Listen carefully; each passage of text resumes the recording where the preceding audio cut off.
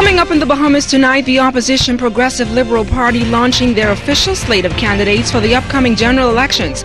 Plus, another young man killed here in the capital.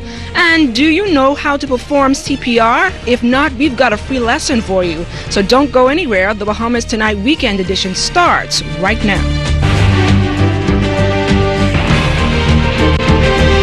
Covering the islands of the Bahamas, ZNS Network presents The Bahamas Tonight.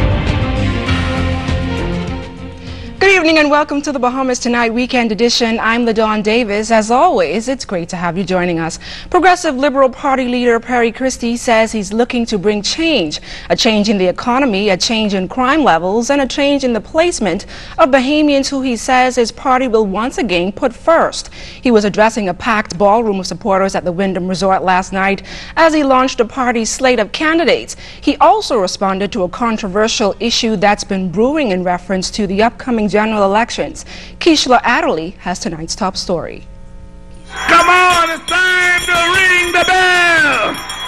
The PLP says it's ready to govern and to institute the policies that will reverse high crime and unemployment and restore the ideal Bahamians first.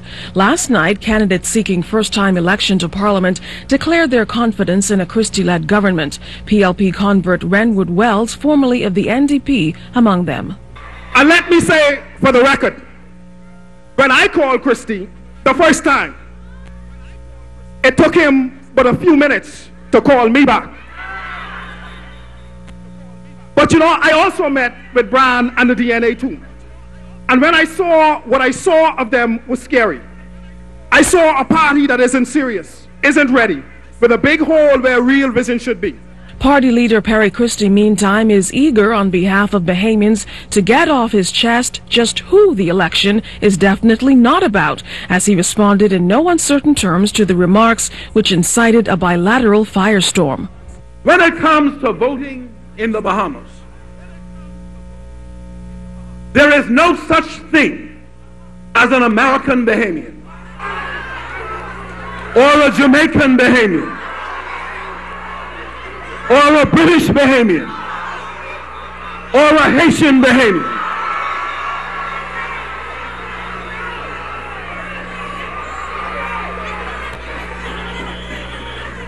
There are only Bahamians.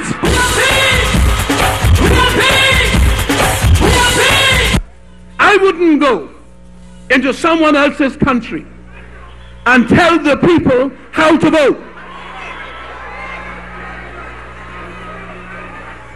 And I don't want anyone from any other country coming here and telling me or the people of the Bahamas how to vote either. That said, Mr. Christie, speaking to his transformative plans, said expect old social programs like urban renewal and school policing to be restored and new programs to bring economic restoration.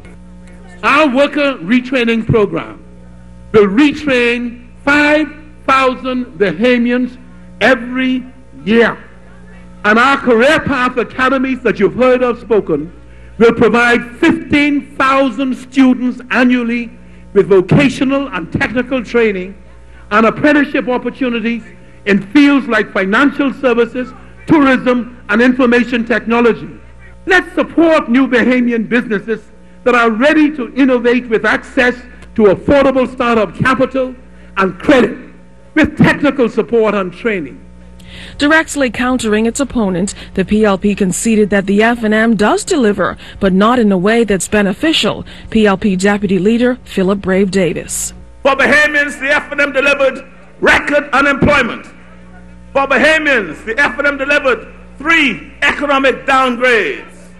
For Bahamians, the F&M delivered a record number of homes without electricity. For Bahamians, the Bahamian delivered a number of homes in foreclosure. Ask the people sleeping in their cars in Grand Bahama if the F&M has delivered for them. Keishla Adderley, ZNS News. Still on politics, leader of the governing Free National Movement, Prime Minister the Right Honorable Hubert Ingram, will officially open the headquarters of F&M candidate for North Andros and the Barry Islands, Desmond Bannister, tonight. That event will be carried live on Radio Bahamas 1540 AM and 104.5 FM beginning at 8 o'clock.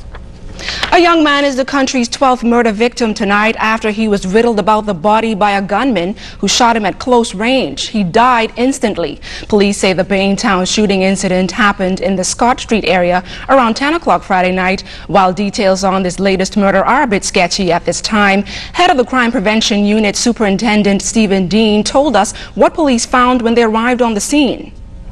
Upon arrival, police met a male lifeless in a vehicle parked in that area. EMS came and examined the body. They confirmed the same. Brief details, preliminary report indicates that the victim was sitting in the vehicle along with others when he was approached by a gunman who opened fire on him, and he succumbed to the injuries received.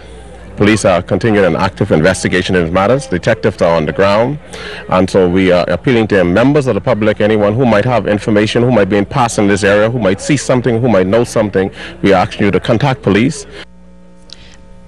And police are busy investigating 2 other shootings last night. According to police reports, a man was in the Camp Road area shortly around 9 p.m. Friday with a female friend when he was approached by a gunman who shot him in the abdomen. He is listed in stable condition in hospital. Meantime, a 3rd shooting happened at 2:21 this morning at Ernest Street off Mackey Street, where a man was also shot to the abdomen after an altercation with another man. His condition is not known at this time. Police are once again asking the public for any information they may have to contact them at 919-911 or 328-TIPS. When we come back, members of the National Lead Institute talk about their success over the past 3 years. That story straight ahead.